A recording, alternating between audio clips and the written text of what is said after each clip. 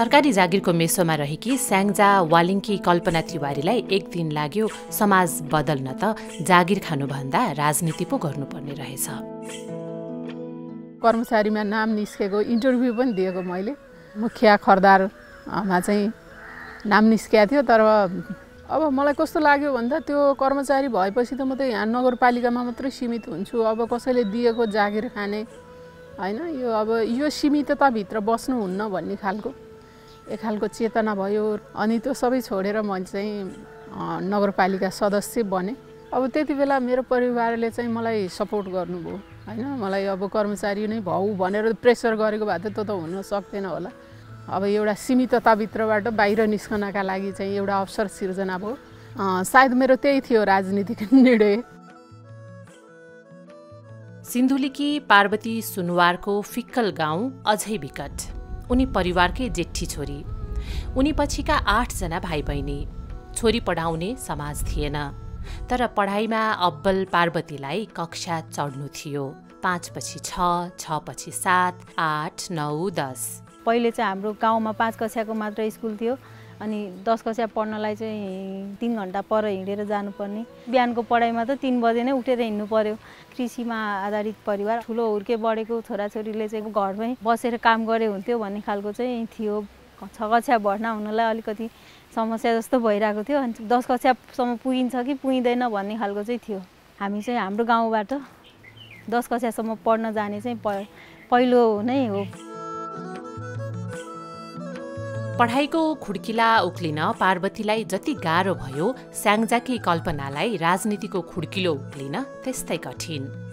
घर व्यवहार, परिवार, नाता गोता, सम्बन्ध भन्दा भन्दै सकिने महिलाको दैनिकी उनले राम्ररी बुझेकी थिइन्। तिनै महिलालाई बुझाउनु थियो राजनीतिक परिवर्तनले ल्याएको अवसर। हामीले चाहिँ हाम्रो जीवनलाई मात्रै हेर्छौँ, हाम्रो जीवन परिवार भनौँ न, सक्यौँ भने नाता गोता यति त हो नि। अब त्यो मात्र होइन, हाम्रो अर्को संसार पनि छ है। त्यो नागरिकको हिसाबले गर्नुपर्ने कर्तव्यहरू निर्वाह गर्नुपर्छ भनेर मैले चाहिँ महिला सङ्घको प्रतिनिधि खोज्नु पर्यो भने कुनै पुरुष सभापतिहरूलाई फोन गर्नुपर्ने त्यो खालको अवस्था थियो। त्यसलाई चाहिँ अब तोड्नुपर्छ अलिकता, अब हामी नै चाहिँ जाग्नुपर्छ भनेर हामी चाहिँ प्रत्येक गाविसमा जाने, त्यहाँ चाहिँ महिलाहरू भेला गर्ने र उहाँहरूलाई चाहिँ महिलाहरूलाई जे अवसरहरू सिर्जना भएको छ त्यसको चाहिँ हामीले उपयोग गर्नु पर्यो। हाम्रो क्षमता वृद्धि गर्नु पर्यो। सबै महिलाले राजनीति गर्नुपर्छ भन्ने छैन, तर आफूलाई आइपर्ने हरेक समस्यासित जुझ्न सक्ने योग्य, दक्ष, क्षमतावान महिला बन्यो भने भोलि राजनीतिमा नि आउन सक्छ। भोलि देशको हैन, आफ्नो पालिकाको, आफ्नो वडाको वडाध्यक्ष बन्न सक्छ। यो अवसरहरू महिलाहरूलाई छ भनेर हामीले एक खालको चेतना जगाउने काम चाहिँ हामीले गऱ्यौँ, जसको कारणले गर्दा महिलाहरूलाई फेरि हामी खोजेर घरबाट थुतेर ल्याउनु पर्ने भएन। जब हामीले चाहिँ त्यो गाविसमा गएर कार्यक्रम गऱ्यौँ, महिला नेताहरू उत्पादन गऱ्यौँ, त्यसले चाहिँ हामीलाई एक खालको हौसला दियो, उत्साह दियो। पार्वती आफू पढ्न र परिवार चलाउन सानैदेखि काममा लागिन्। कुशल नेतृत्व र व्यवस्थापनको पहिलो पाठशाला आफ्नै घर थियो। आफ्नो यही क्षमतालाई उनले नेतृत्व तहसम्म पुग्ने हतियार बनाइन्। म जेठो घरको भएको हिसाबले आफूले पनि पढ्नु पर्यो, अरू भाइ बहिनीको लागि पनि पढ्ने खर्चहरू जुटाउनु पर्यो। त्यो हिसाबले चाहिँ मैले +2 पढ्ने बेलामा म पढेकै स्कुलमा टिचिङ पनि गर्थेँ। पछि फर्केर आएर त्यहाँ मलाई 1000 महिनाको तलब आउँथ्यो। जब म चाहिँ अलिकति सचेत भएर कामहरू गर्न थालेँ, राजनीतिक कुराहरू चाहिँ बुझ्न थालेँ, त्यति बेला चाहिँ म कुनै सङ्घ संस्थामा आबद्ध हुँदाखेरि मैले त्यही सङ्घ संस्थाको साथीलाई चाहिँ भन्थेँ म यो पोजिसनमा पुग्छु अब भन्थेँ होइन। त्यो कुरालाई चाहिँ मैले सिरियसली नै भनेको थिएँ। यो मेरो एम चाहिँ थियो, म गर्न सक्छु, म जान सक्छु, हामी जानुपर्छ भन्ने खालको त्यो नै हो खास चाहिँ।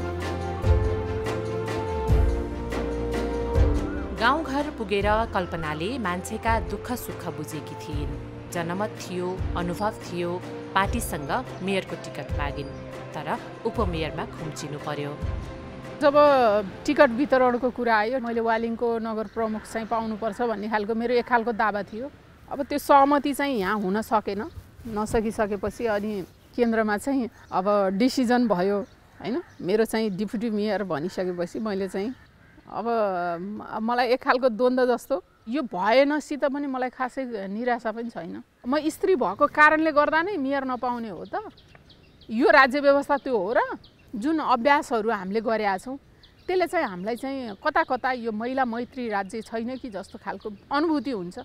अब तर हामी डराउँदैनौँ, म डराउँदिनँ। पार्वती सुनुवारको राजनीतिक यात्रा पनि एउटा संयोग मात्रै होइन। दुःखमा हुर्केकी पार्वतीलाई मान्छेका दुःखले चिमोट्थ्यो। दुःखले उनलाई समाज बुझायो, मान्छे चिनायो, राजनीति सिकायो। मैले त 74 पनि प्रमुख दिनुहोस् भनेर त्यो बेला पनि मेरो दाबी थियो। उहाँहरूले उपप्रमुखमा टिकट प्रदान गर्नुभयो, त्यसलाई स्वीकार गरेर म निर्वाचनमा गएँ। निर्वाचन पनि जित्यो र काम पनि गर्न पाइयो। पार्वतीले उपाध्यक्ष हुँदा नागरिकको मन जित्ने काम गरिन्। त्यही मनहरूले उनलाई फिक्कल गाउँपालिकाको अध्यक्ष बनाइदिए। कति सङ्गठित गर्नको लागि चाहिँ हामीले समूहहरू बनाउने महिलाहरूको त्यहाँ चाहिँ बिउ पुन्जीहरू दिने। एक दिन भए पनि उहाँहरू आएर भिलाउनुहुन्छ। त्यो समूहको चाहिँ उहाँ अध्यक्ष हुनुभयो भने अर्को साल अर्कोजना अध्यक्ष होला। आफ्नो चाहिँ पहिचान चाहिँ स्थापित गर्नुहुन्छ भन्ने हिसाबले त्यो गरिरहेको छौँ। र अब हिजोको अवस्थाभन्दा आजको अलिकति महिला नेतृत्वको विकासहरू चाहिँ भइरहेको अवस्थाहरू पनि छ। तर अब प्रतिनिधित्व गर्ने क्रममा पनि कस्तो महिला को महिला भन्ने कुराहरू पनि आउँछ। महिलाहरूको पहिचान चाहिँ फलानाको श्रीमती अथवा फलानाको छोरी अथवा फलानाको बहिनी भनेर मात्र गरिने अवस्थाहरू पनि नभएको होइन। महिलाहरू आउनको लागि सुरुमा चाहिँ नीतिमै व्यवस्था हुनुपर्दो रहेछ। नीतिमा व्यवस्था भएपछि हामी चाहिँ आउन सकिँदो रहेछ भन्ने कुरा चाहिँ मलाई एकदमै महसुस भएको विषय हो। यदि नीतिमा थिएन भने अहिले म जहाँ छु त्यहाँ म हुँदिनँ थियो होला, अरू नै कोही हुनुहुन्थ्यो होला।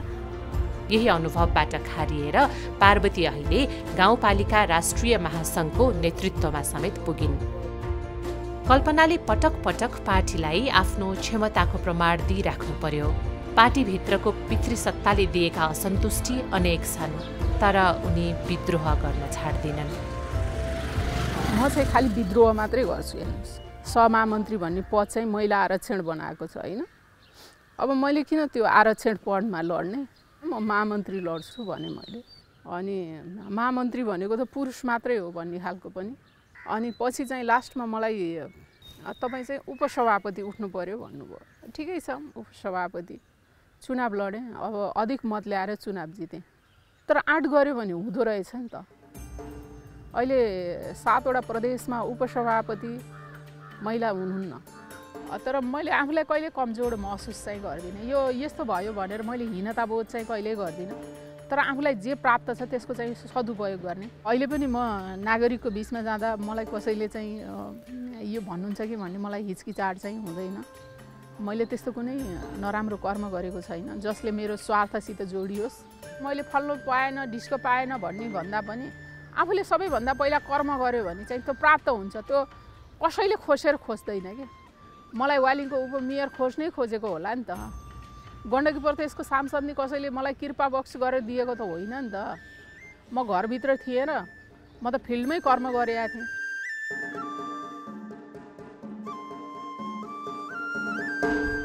विकट गाउँका हरेक घरले पार्वतीलाई विगत सम्झाउँछ।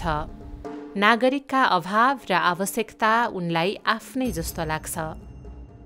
एसएलसीको दिनेको बेलामा ट्युसन पढ्नको लागि गएर बसेको थिएँ सिन्धुलीमा, जिल्ला सदरमुकाममा। त्यति बेला पनि छोरी जिन्सको प्यान्ट लाएर हिँडी चाहिँ अब कसरी पास गर्ने के पढ्ने भन्ने त्यस्तो कुराहरू पनि घरमा अभिभावकसम्म पनि आइरहेको थियो। अब त्यो एउटा प्यान्ट लायो भन्ने समाजदेखि चाहिँ आएको मान्छे हो। अहिलेको अवस्थामा त अब त्यस्तो छोरीलाई बाहिर पठाउनुहुन्न भन्ने त अलिक कमै हुनुहुन्छ।